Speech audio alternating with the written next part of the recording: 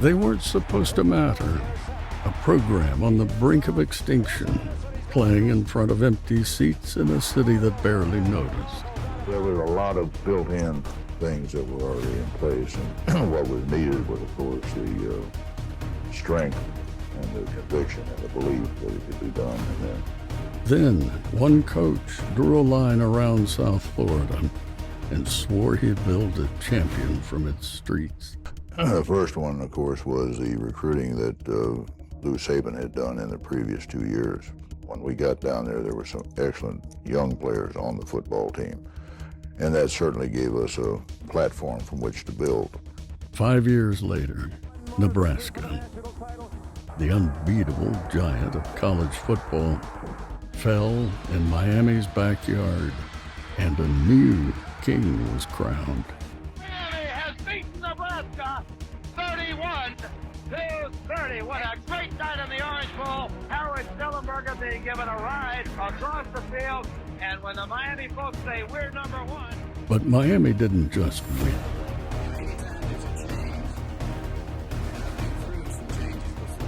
They rewrote the sport's DNA.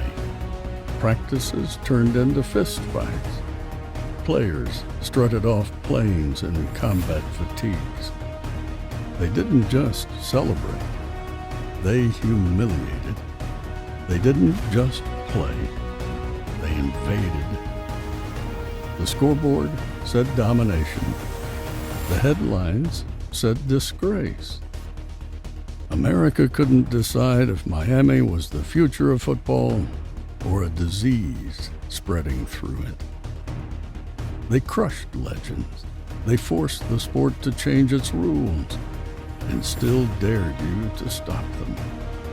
This isn't the story of a team. This is the story of a storm. The most dangerous dynasty in sports history.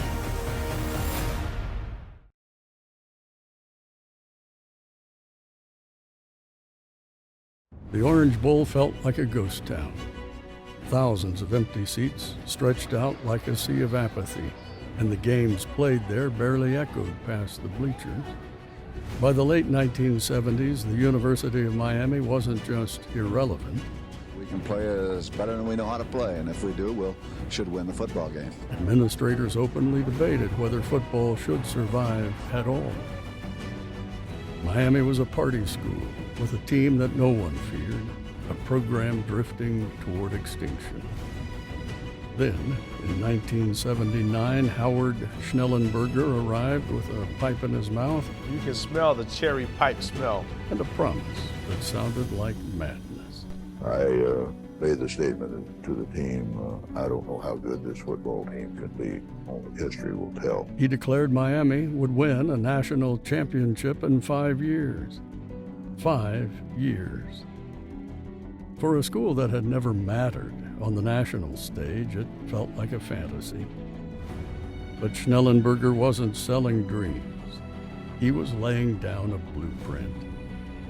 His genius began with a map. He circled Dade, Broward, and Palm Beach counties and called it the State of Miami. Those high schools produced as much talent as anywhere in the country. But Florida State, and powerhouses from across the nation were raiding the city for its stars. Schnellenberger vowed to build a fence around South Florida. If a player grew up in Miami, he would stay in Miami. He walked into living rooms and told families their sons didn't need to leave home to change the sport. And Coach Schnellenberger, he goes, it doesn't look good for you, that's true. You're the one position where the physical talents are important. Suddenly, the Hurricanes were the fastest team on every field they walked onto. Receivers burned defenses, corners blanketed wideouts, linemen attacked with the quickness of linebackers. And speed was only half of it. Schnellenberger brought an NFL-style passing offense that most college defenses weren't ready for. While others ran the ball and played it safe, Miami threw with precision and aggression. They didn't just look like a college team.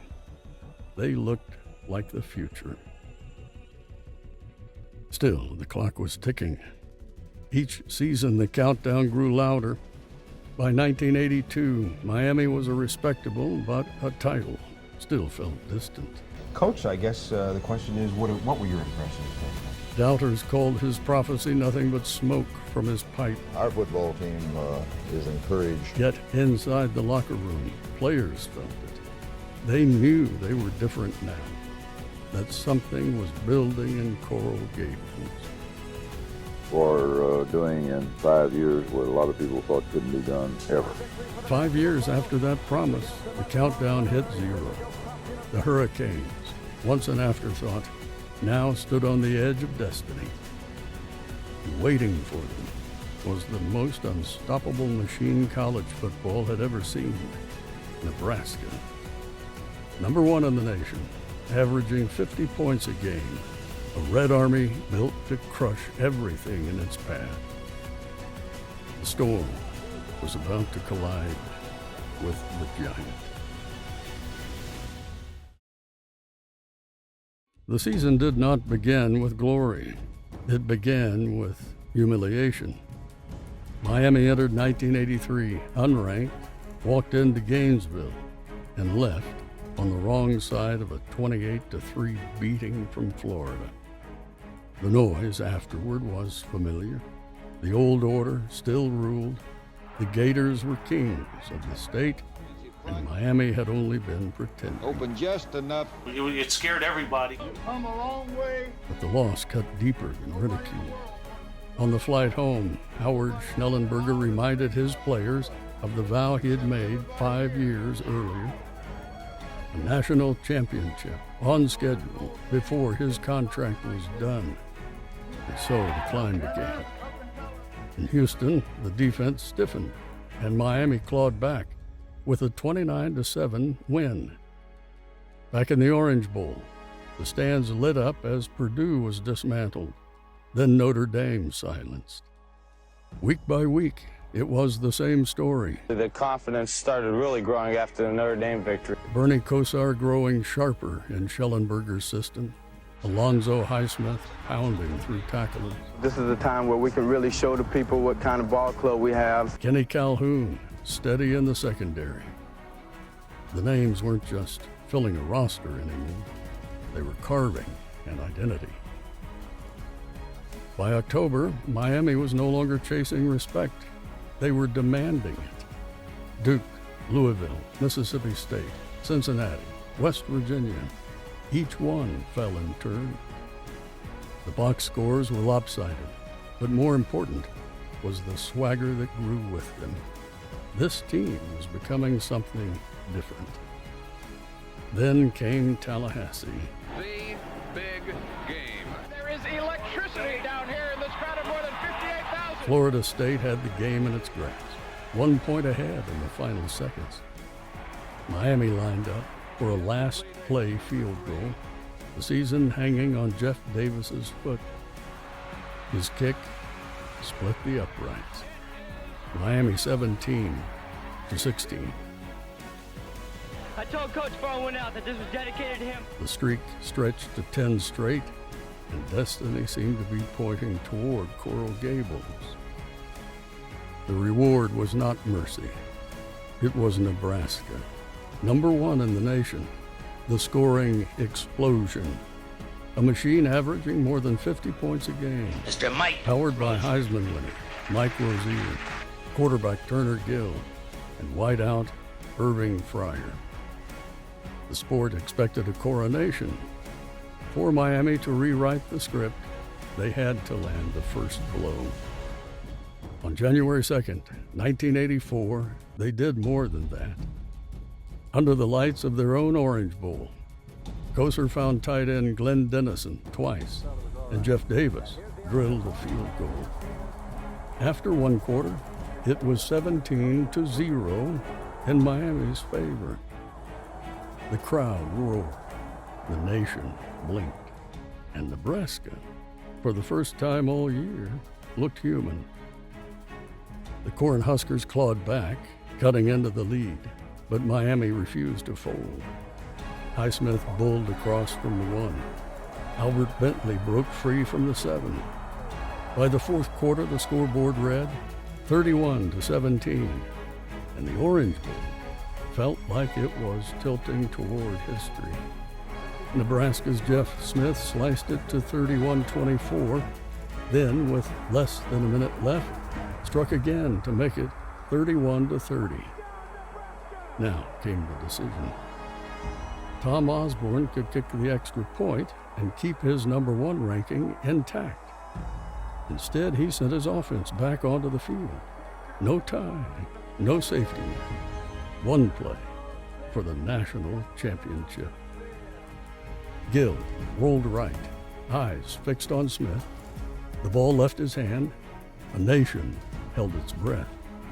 And in that heartbeat, Kenny Calhoun lunged, stretched every inch of his frame, and with the barest flick of a fingertip, knocked the ball away. The Orange Bowl detonated, the clock drained. Miami, 31, Nebraska, 30. The 5-year vow was no longer a prophecy. It was fulfilled, on time and in front of the entire nation. And in that instant, the sports center of gravity shifted. But every coronation in Miami carried a curse, because the moment they claimed the crown, collapse was already waiting. Heartbreak so cruel, they would make the miracle feel like a mirage. The 1983 football season brought the University of Miami its first national championship. Miami entered 1984 with a target on its back, defending champions in name, but not in certainty. Howard Schnellenberger had delivered the miracle, then bolted for a USFL franchise that collapsed before he ever coached a game. Into the vacancy stepped Jimmy Johnson, plucked from Oklahoma State. He looked more like a television anchor than a coach.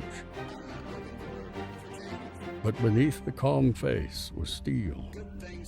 Coral Gables didn't know it yet, but this quiet Texan would shape Miami's identity into something the sport had never seen. Still, crowns are fragile. On November 10th, the Orange Bowl became the stage for collapse. Miami had Maryland buried 31-0 at halftime, and fans leaned back, certain the defending champs were flexing their power.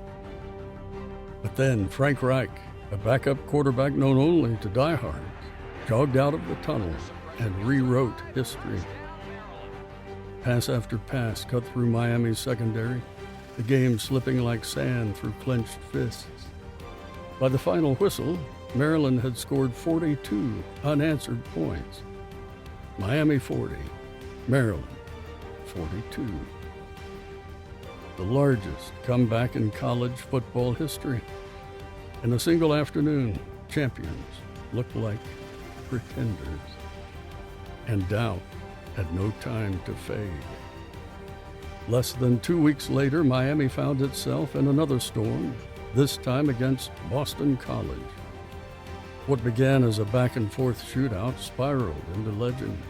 Doug Flutie, barely 6 feet tall, carved through Miami's defense with an arm that seemed touched by the gods. Bernie Kosar answered with poise, leading Miami to a late score that looked like it would seal survival. The crowd exhaled. Relief, not joy. But survival wasn't written on that day. With seconds left, Flutie rolled right and launched a desperate heave into the thick Miami air. The ball soared past the goal line into the arms of Gerald Phelan. Touchdown. Boston College, 47, Miami 45. A walk-off miracle, a prayer made flesh. What had been a Cinderella story now hardened into something darker. To some, the Hurricanes looked like villains, too brash, too loud, and cursed to be humbled. everything is not going to go your way. But inside the program, those heartbreaks weren't scars. They were fuel. Humiliation didn't break Miami. Play it like champions, play it with class, play it with poise. It made them dangerous. In the ashes of 1984, the country saw collapse. Jimmy Johnson saw opportunity. He studied the wreckage, defensive lapses, arrogance turned costly, and began shaping a roster in his own reflection. Speed that could erase mistakes, aggression that tilted games by halftime.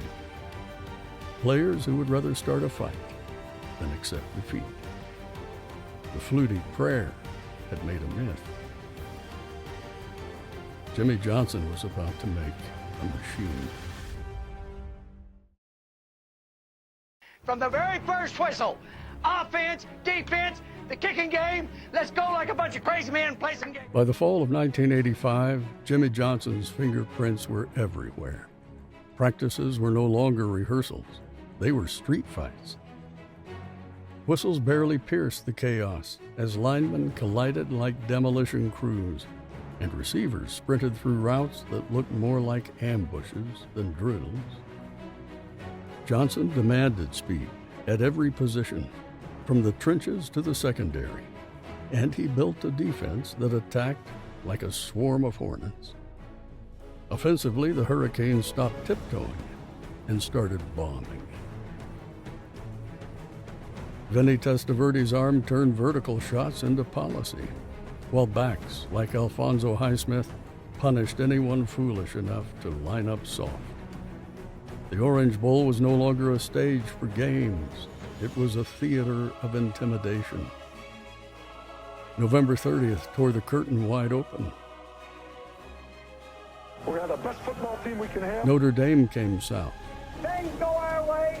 for the final game of Jerry Faust's troubled tenure, and Miami greeted them with knots. The first quarter looked like business. By halftime, it looked like cruelty. Activities in just a moment. Throw it again. Over the middle. Touchdown, Miami. By the fourth, it felt like a public execution. Touchdowns stacked until the scoreboard blinked, 58-7. Miami over Notre Dame, 58-7, and it is also ended for Jerry Faust. Notre Dame's worst loss since 1944. And people accused me of running up the score. Critics screamed that Johnson had humiliated Faust in his last stand. We would substitute players. We'd put in our backup. Johnson didn't flinch. We played our second and third units. I made no bones about it. Before the game, I said we were the best team. We'll run our offense no matter what the score is. To outsiders, it was barbaric. To Miami, it was gospel. Swagger wasn't a byproduct anymore. It was policy. Miami was the team to hate. The blowout ricocheted through the sport. Headlines accused Miami of savagery. Pundits called Johnson a bully. But the Hurricanes didn't care. The message was clear. Mercy was weakness, and Miami would never wear that label again. But swagger has a cost. On New Year's Day in New Orleans, Tennessee returned the cruelty in kind. Their defense swarmed Testaverde, stuffed the run, and flipped Miami's arrogance back on itself. The same aggression that made the Canes feared now made them vulnerable. Tennessee 35, Miami 7. The season built on swagger ended with humiliation. Karma delivered in orange and white. If 1985 made enemies, 1986 made a target. By 1986, the machine Jimmy Johnson had promised was no longer theory. It was alive. Miami didn't just win, they overwhelmed. Week after week, speed suffocated opponents before they could breathe. Defensive ends crashed like lightning strikes. Corners cut off passing lanes before the ball left a quarterback's hand.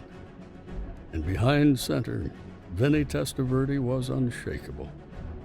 A 6'5" cannon who turned every throw into a warning shot. He shredded defenses, piled up thousands of yards. The 1986 Heisman Trophy winner is Vinny Testaverde. And by December was awarded the Heisman Trophy, Miami's first.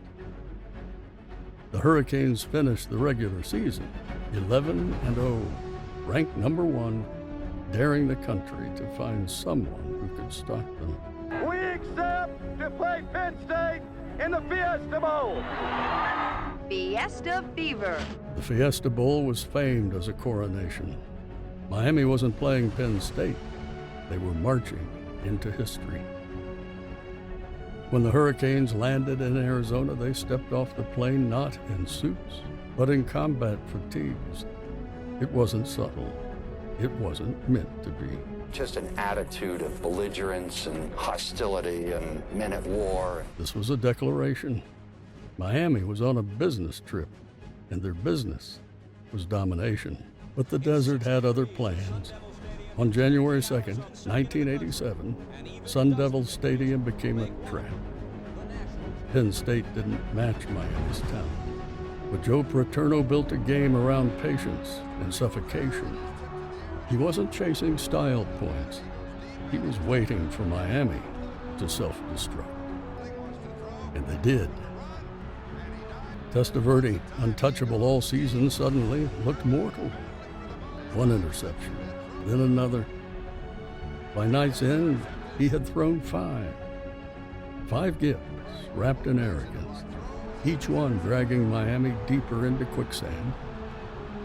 They moved the ball with ease between the 20s, but when the field shrank, so did their composure. Late in the fourth quarter, the Hurricanes still had a chance, down 14-10. Seconds remained. Everything came down to one throw. He dropped back, fired over the middle. Pete Giftopoulos stepped in front and ended it. The clock bled out. Penn State 14, Miami 10. It's official. What had been scripted as a coronation became an indictment. The fatigues, the bravado, the Heisman, all of it flipped in a heartbeat. To their critics, Miami wasn't just beaten, they were exposed. Swagger had carried them to the brink of history, but arrogance had pushed them over the edge. And arrogance, the country whispered, always gets punished. The nation thought Miami had been humbled, but inside Coral Gables, humility wasn't the lesson.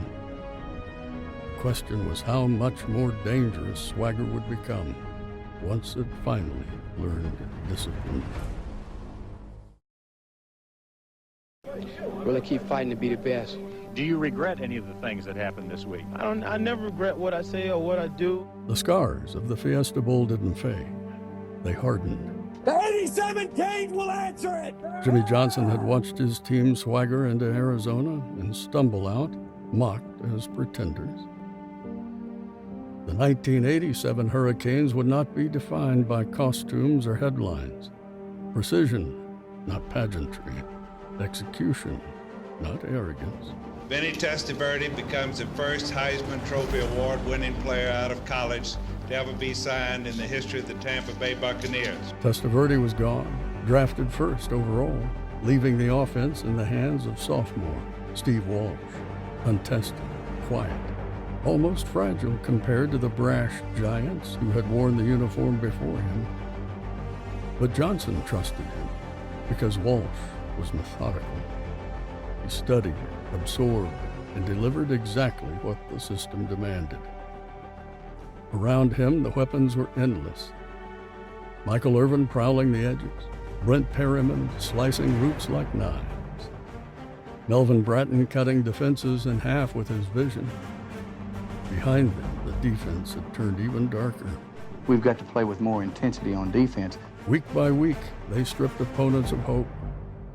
Florida 31-4, Arkansas 51-7, Cincinnati 48-10. Each scoreline wasn't a celebration, it was a warning. Still, the lesson of '86 lingered. No matter how wide the margin, Johnson demanded discipline because he knew how quickly dominance could turn to collapse. But discipline didn't mean dull. On December 5th, South Carolina came to Miami and turned the game into a fist fight. Cheap shots, late hits, brawls on the field, chaos from whistle to whistle. Miami didn't back down. They didn't know how. When the dust settled, Miami had won 20-16, and the headlines screamed disgust. That night, they believed they had rediscovered their edge, not just skill, but steel. They have total belief and confidence that they are going to be successful. By December, the path was clear. Miami was 11-0, ranked number 2, and staring across the field at an opponent they knew better than anyone, Oklahoma. The Sooners had spent 3 seasons trying and failing to topple Miami. Number 1 in 1986 and 1987, top 3 in 1985. Armed with Barry Switzer's wishbone, a ground attack that devoured clock and crushed will. But each time, Miami's speed had torn it apart. The question was whether Johnson could finish the job or stumble again on the biggest stage. On January 1st, 1988, the Orange Bowl became a coliseum. Switzer's wishbone rolled in, and with its familiar rhythm, triple options, endless fakes, backs swarming like locusts. But Johnson had prepared for this moment all year. His defense attacked the mesh point with surgical fury. Linebackers knifed into gaps before the pitch could develop. Hawkins and Stubbs collapsed the front, smothering the middle before plays had a chance to breathe. Walsh opened the scoring with patience, finding Melvin Bratton on a 30-yard touchdown strike. The Orange Bowl erupted. Oklahoma answered with a short run to tie the game. 7-7 at halftime. But after halftime, Miami took control. Greg Cox drilled a booming 56-yard field goal, then Walsh floated a strike to Irvin to widen the gap. Another Cox dagger from 48 yards stretched the lead. Oklahoma's desperation led to trickery, a fumblerooski. The score helped tighten the score, but Oklahoma couldn't break through. Oklahoma's wishbone was finished. The dynasty, at last, was reborn. When the clock expired, Johnson raised his arms, not in celebration, but in relief. Redemption was complete. Miami had conquered the team that once had shaped Johnson himself. The Hurricanes were champions again, not because of costumes, not because of swagger, but because they executed with ruthless precision. From champions to lightning rods, and into the rivalry that would define an era. That's the reason why they have won a lot of ball games. LSU's Tiger Stadium was a fortress, a place where ranked teams went to die, and Miami walked in wearing the villain's mask the country had strapped to their face. But instead of folding, they detonated. The Hurricanes didn't just beat LSU. They humiliated them, 44-3. A national audience watched as Miami turned one of the loudest stadiums in America into a graveyard. The message was unmistakable. Swagger traveled. But swagger wasn't the only thing traveling that fall. A t-shirt began appearing on Notre Dame's campus, sold out of trunks and back rooms. Catholics versus convicts. Convicts versus Catholics. I kind of got a kick out of it. We got it. I mean, we had earned that reputation with some of our past finishes before our pregame. Notre Dame wasn't going to allow that to happen. Notre Dame were the chosen sons of football. Golden helmets, touchdown Jesus, tradition polished like stained glass. Miami was painted as everything opposite. Fast, violent, unapologetic. This wasn't just a game. It was a culture war.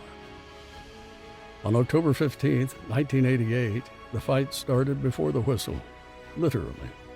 In the tunnel beneath Notre Dame Stadium, players collided, shoves turned to fists, and the temperature of the afternoon was set. Miami to win back-to-back national championships needs this one. Notre Dame to get back to the top, they have to beat the Hurricanes. When the teams finally burst onto the field, it felt less like kickoff and more like an invasion.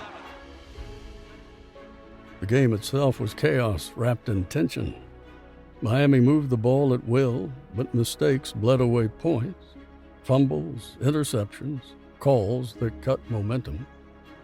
Each time the Irish seemed ready to pull away, the Hurricanes clawed back, their defiance keeping the score balanced on a knife's edge. By the fourth quarter, Aren't they something? Touchdown, Andre Brown. It's 31. Notre Dame clung to a 1-point lead. Then came the choice. Johnson could kick the extra point, tie the game, and protect his ranking, or he could risk it all on one play. He chose Miami's identity. Execution, not safety. Steve Walsh rolled right and fired. For a heartbeat, it looked open. Destiny in flight. Then the ball ricocheted off hands and hit the ground.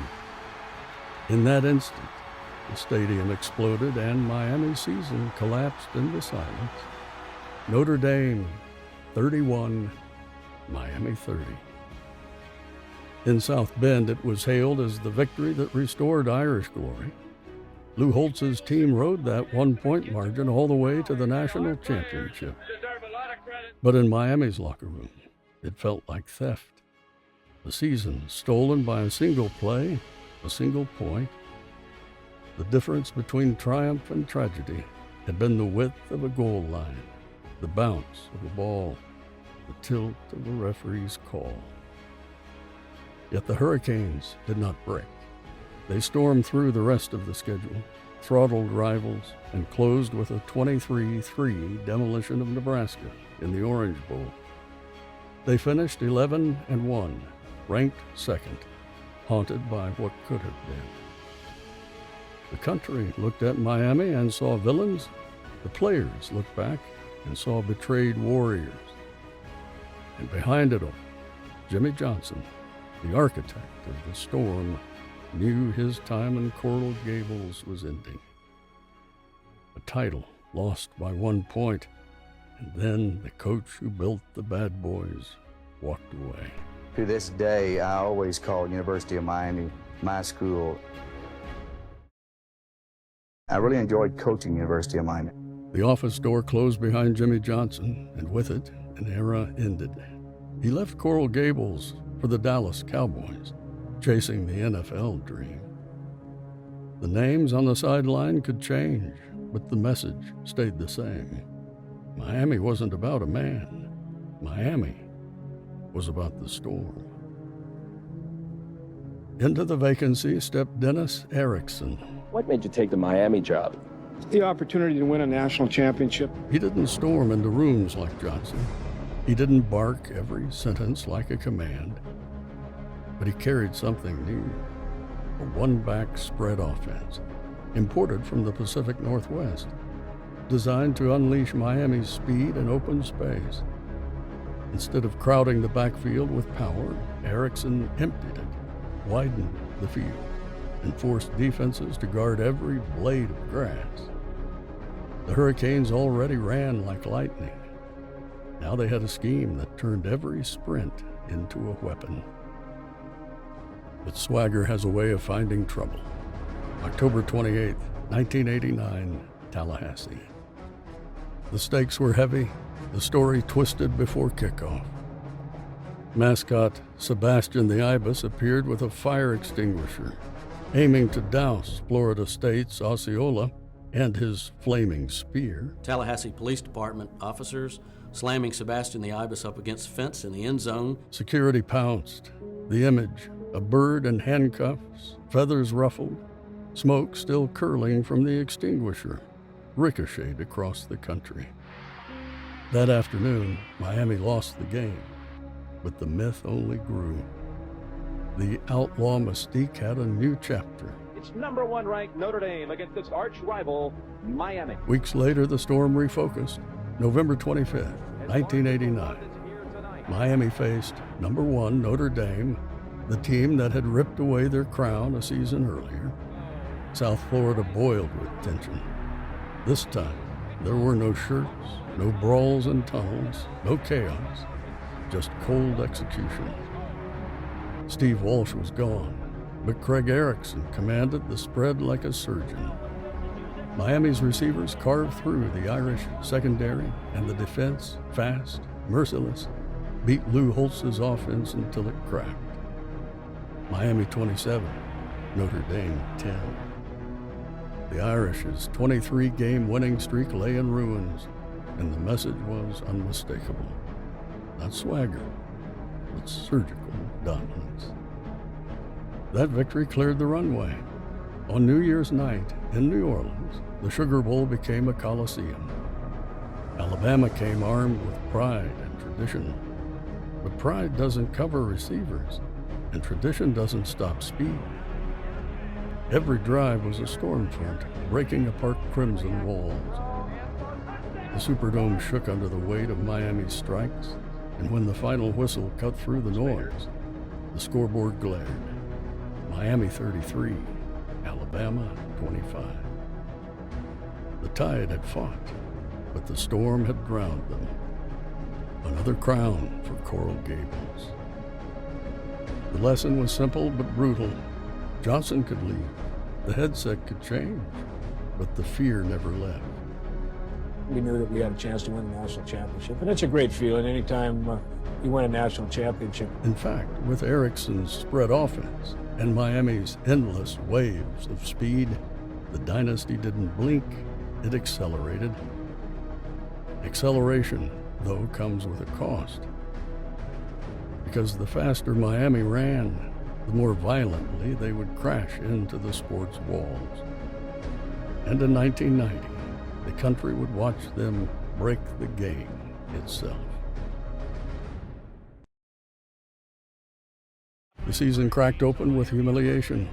September 8, 1990, Provo, Utah. Miami carried the #1 ranking into Cougar Stadium, swagger intact, and expected to roll. Instead, Ty Detmer carved them apart for 406 yards, and BYU stunned the champs 28-21. The Cougars stormed the field. Detmer launched his Heisman campaign. The winner of the 1990 Heisman Award, whose name is Ty Detmer. And Miami's mask cracked. If Provo could humble the Kings, maybe swagger wasn't bulletproof. Weeks later came South Bend, October 20th, 1990, the final conflict. Years of shirts, insults, and brawls had made the Notre Dame-Miami rivalry too combustible to continue. This was the end. Miami struck first, but the Irish leaned on muscle, and Rocket Ishmael's bursts to answer every punch. By the final whistle, it was Notre Dame 29, Miami 20. The rivalry was dead, buried not by victory but by decree. For Miami, it was exile. But nothing, not Detmer's masterpiece nor the Irish curtain call, prepared the sport for what came on New Year's Day, January 1, 1991, the Cotton Bowl in Dallas. Miami versus Texas. By kickoff, the script was redemption. What unfolded was carnage. Craig Erickson sliced passes into tight windows. Randall Hill caught a 48-yard strike, then sprinted into the tunnel firing pistols with his fingers. Swagger in pure form. By halftime, Texas looked broken. By the final whistle, the scoreboard screamed 46-3. And yet, it wasn't the score that scarred the sport. It was the fury. 16 penalties for 202 yards, Most were taunting and strutting after every dagger.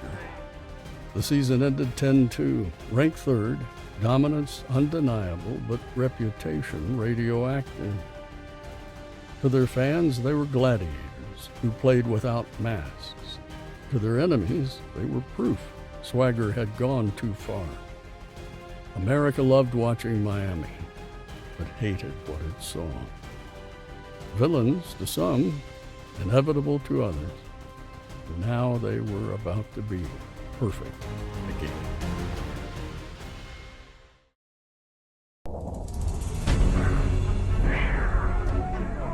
The 26th time in history that number one has played number two. The 1991 season marched toward Tallahassee with Miami unbeaten. Ranked number 2, their speed sharpened into steel. On November 16th, the stakes stretched beyond bragging rights. Florida State set number 1, Bobby Bowden's best chance to reclaim his state from Miami's grip. The Seminoles had weapons everywhere. Amp Lee slipping out of the backfield, Casey Weldon throwing with confidence. A defense sharpened for revenge. Doak Campbell shook with noise. For 60 minutes, it was war. The scoreboard swang until it stood 17-16 Miami with seconds left. Then came the moment. 29 seconds. A 34-yard field goal for everything. Jerry Thomas lined it up. Steady all season. The ball lifted into the Tallahassee sky and drifted right. Just a foot, maybe less. Wide right. Miami's sideline erupted. Helmets tossed like confetti. Bowden hung his head, crushed by fate. One kick preserved Miami's perfection, and the road to a crown stayed clear. Of course, the key was a Florida State game up in Tallahassee, where we ended up winning it by 1 point when they missed a field goal at the end. January 1st, 1992. The 58th Annual Orange Bowl. New Year's night, the Orange Bowl became a coronation.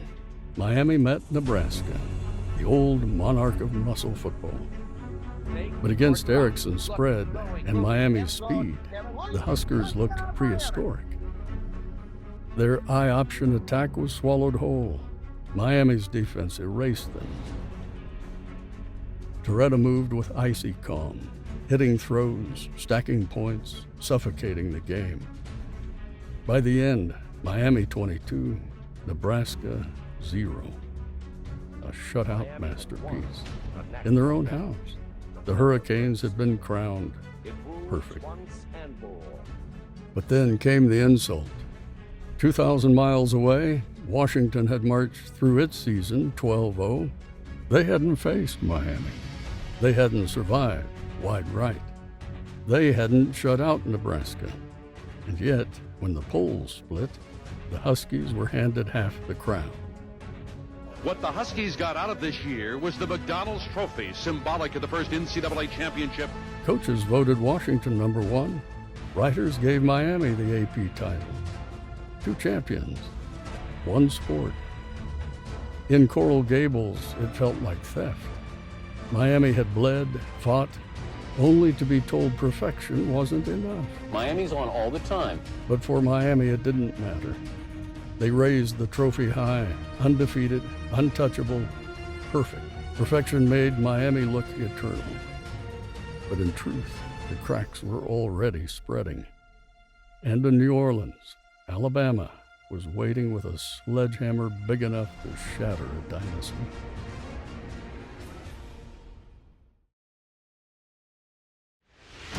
The 1992 season opened with Miami carrying the weight of perfection and the longest win streak in the nation. Dennis Erickson's roster brimmed with speed and fury, and week after week they tore through opponents with an aura that felt untouchable.